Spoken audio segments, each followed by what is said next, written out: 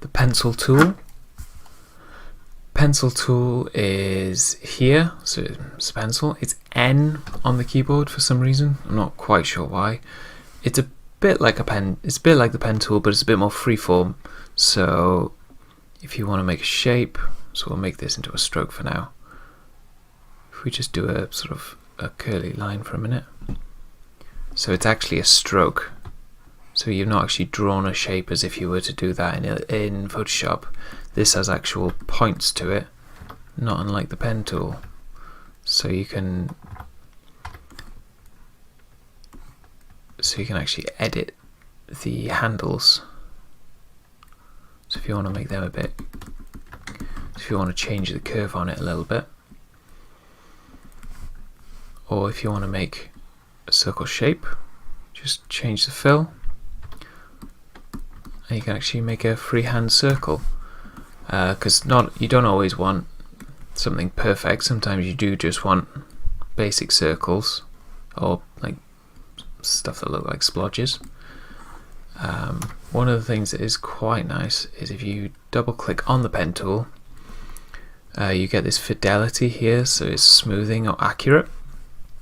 So we bring it all the way down to accurate, and we do this, we make a circle, and then you can see when you can close the loop, you've got the little circle comes up, and you can see all the extra points in that there. But if we double click on that again and make it smooth, and we try and make exactly the same circle just by freehand and then closing it off, you can see the difference in the amount of points that are on this. So it's probably got 1, 2, 3, 4, 5, 6, 7, 8 points, but this one has way too many points. But that's because it's a much more accurate representation of what my hand was doing. So you can see Illustrator's really helped me out there with smoothing out the image instead of letting me make a super wibbly circle. I mean, if you want wonky circles, if you want it for whatever reason, you wanted to make a circle that looked like it had someone with a shaky hand, there's a couple of settings here to play with. So if you want to make it a bit more sensitive, so the closer you get, so as you're making the circle, the closer you get to that beginning point, if you want to make that much more accurate, you bring this down to the pixels. So if you want to make it so you're in the general vicinity of that first point, you up the pixels here. So keep selected is when you're making your shape.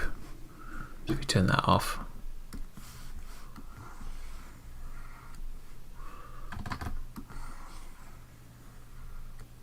and then it's not, the shape isn't selected when you finish making your shape. So, but if you turn that on,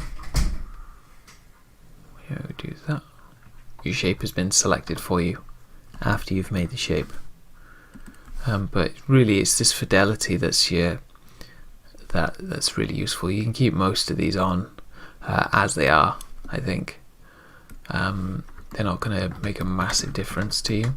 But then once you've got your shape, you can do it in exactly the same way you do with any shape. And also, if you click on the white arrow, oh, maybe you can't get the circles on this. You can change the paddles and update the and smooth off the shape if you really want to as well. Another thing to see about the pen tool is I've made this squiggly line here, and we're just gonna up the stroke. What you can do is you can change, if you go in here and you go open brush library, let's say you get different sort of brushes here. So if we go artistic charcoal pencils, you can actually change the style of pen.